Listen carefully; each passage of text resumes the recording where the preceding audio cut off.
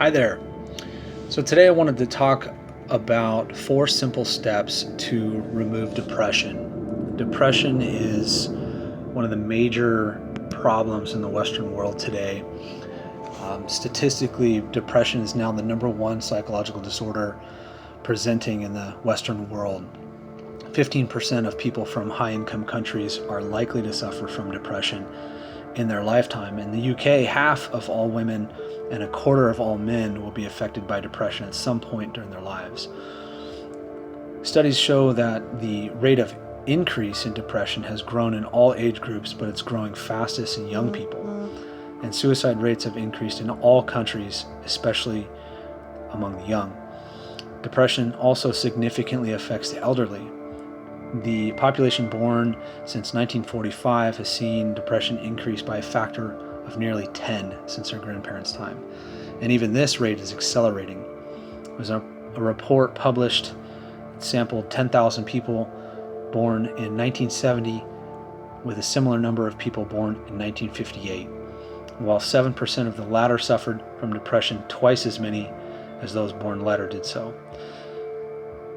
Another indication of continuing the increase in depression is the amount of prescription for antidepressants has risen more than 40% between 2006 and 2010.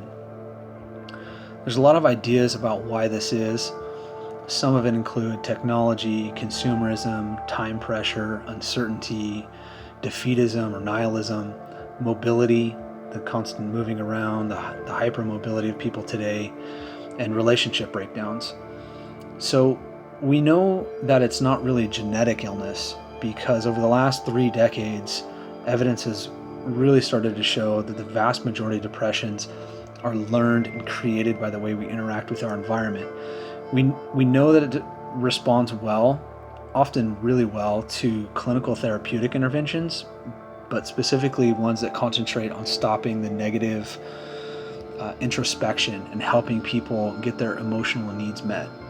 So we also know that changes in serotonin levels in the brain in depressed people is a consequence of depression, not the cause of it.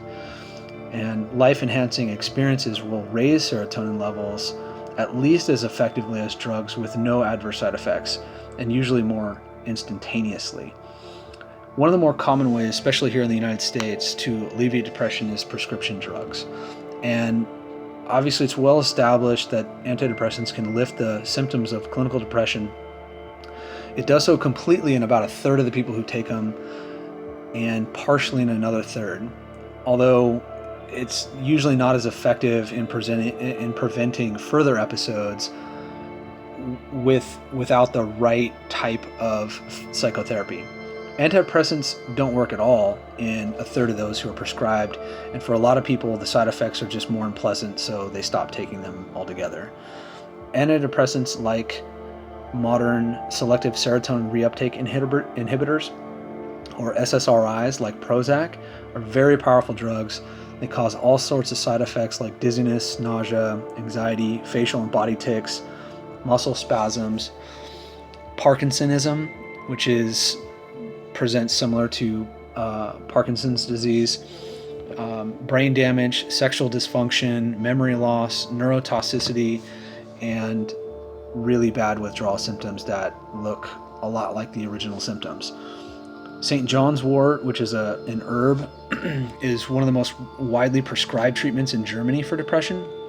It's been shown to be as effective as antidepressants and have a lot fewer side effects. It's also used for people with sleep disorders and physical and mental health effects of menopause.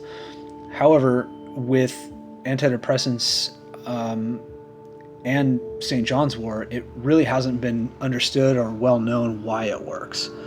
Also, keep in mind too that I'm not an MD, I'm not a doctor, I'm not making any medical recommendations, nor am I diagnosing, so please check with your doctor before making any changes, any medicine or supplements or anything to your therapy.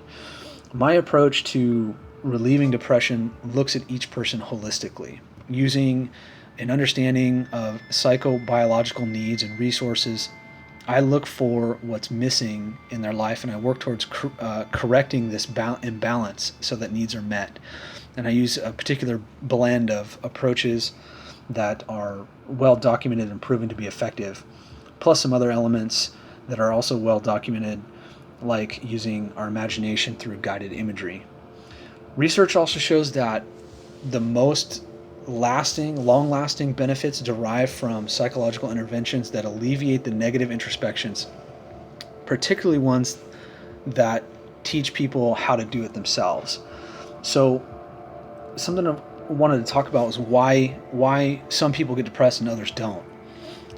People who tend to analyze what has gone wrong in their life, problems, they reviewing the past very selectively, catastrophizing every little setback, and dreaming of future disasters, engaging in self-blame, they tend to stay locked into the state of depression instead of rising above it.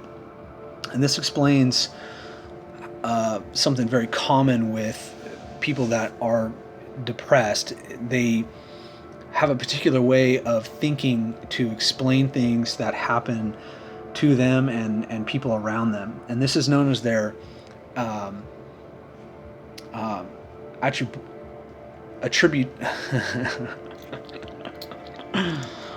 attributional style.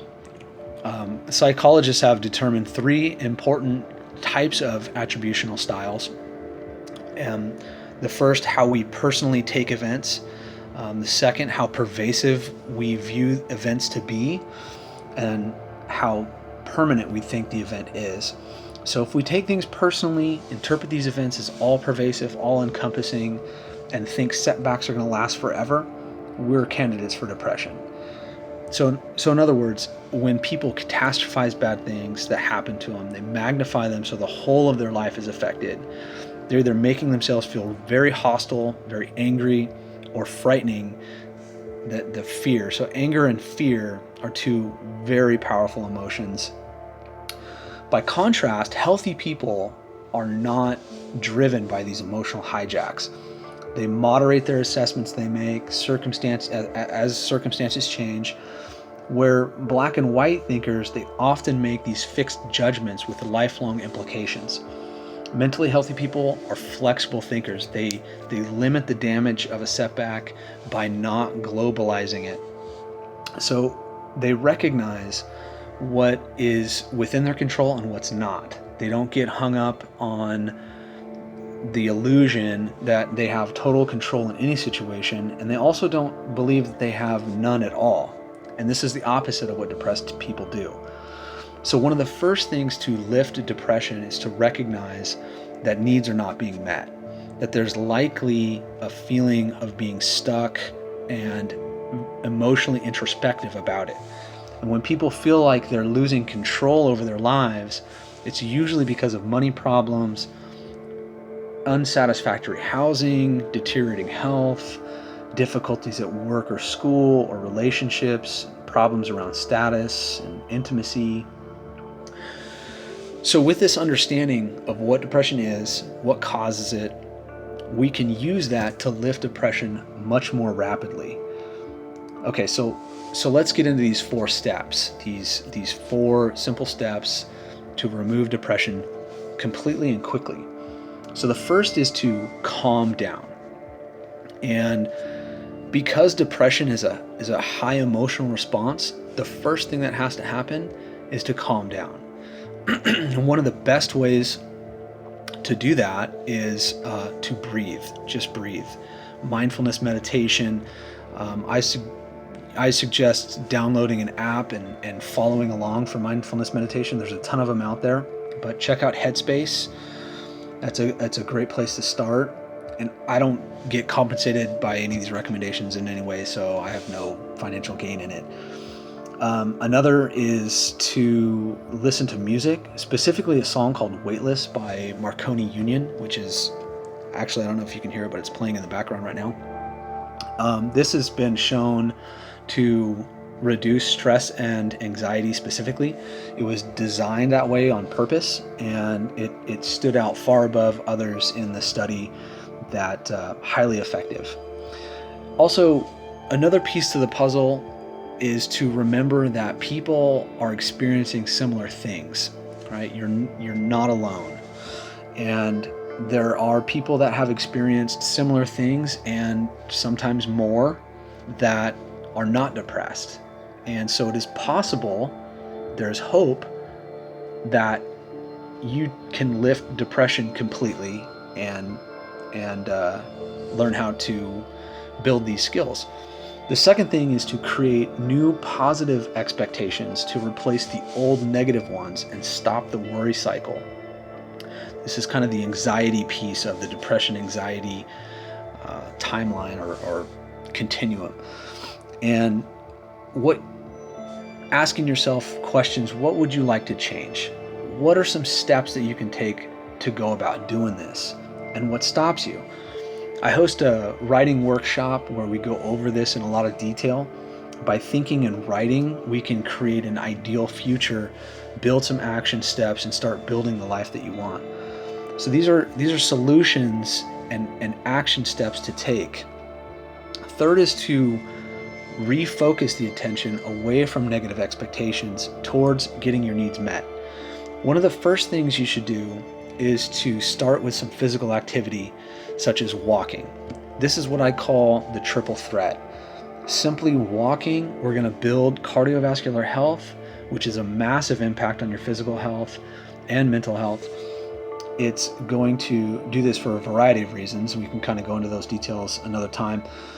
Another thing to do is to look to get pleasure back in your life. What sorts of things were fun in the past? Go and do those. Another is to look for ways to improve relationships, because oftentimes depression is from unmet needs in relationships. This can be an incredible long-term solution. And I have a recommended reading list and relationship mentors that I can suggest. Part of this is also to strategize to solve the problems that cause worry. If it's financial, let's build a plan and figure out ways to make some money. And one of the biggest in this third step here is to challenge the negative thinking. And there's a great list from the cognitive behavioral therapists about cognitive distortions. There's generally 10 of these cognitive distortions that people do. And we touched on some of them about catastrophizing and things like that. I plan on posting another video in detail about those. The fourth step is to start to learn to use your imagination positively. If you're experiencing anxiety and depression, you're probably already doing this on a negative side. So we want to learn to shift your state to learn how to appreciate your resources. Learn to shift that state by changing your physiology, your internal representations, how you represent your experiences in life, to a state of resourcefulness. And that resourcefulness state is in there, I promise. We just have to learn to cultivate it, learn to purposefully draw it out. And practice gratitude. Phenomenal use of shifting that negative imagery, using your imagination for a negative sense. So practicing gratitude. Every morning, write out 3 things you're grateful for and why. Great tool to begin this process. And start to imagine how things could be different. Build hope. One of the best ways to do is through hypnosis. There's a lot of resources out there for that. I am also certified in hypnotherapy. So what it's really about is going about using all that time and energy spent on negative expectations and shifting it and spending it on solutions and positive outcomes. I mean, just think, if you spent as much time focused on negative thoughts and reinforcing this negative energy, if you use that time and energy on positive thoughts and solutions, how would your life be different? It would be radically different. So these skills can be learned, they can be practiced, they can be mastered. These are the basis of thinking patterns that lead to your ability to deal with stress, deal with anxiety, deal with depression, deal with situations that come up in life, because there's a lot of things that you're not in control of. Things will happen. So these skill sets are very important. These 4 pretty basic, pretty simple steps to take to alleviate depression. And if you'd like to know more or have any specific questions, please feel free to contact me. If you would like to schedule a free consultation for coaching services and dive deeper into the process and experience this for yourself, please visit my Facebook page, Steve Duggar Coaching, and book a session. And last, please, if you got anything of value out of this short little video here, please feel free to share it with others. Visit my Facebook page, Twitter, Instagram pages for more info. And until next time, I wish you all the best. And when in doubt, just breathe, for this too will pass. Thanks.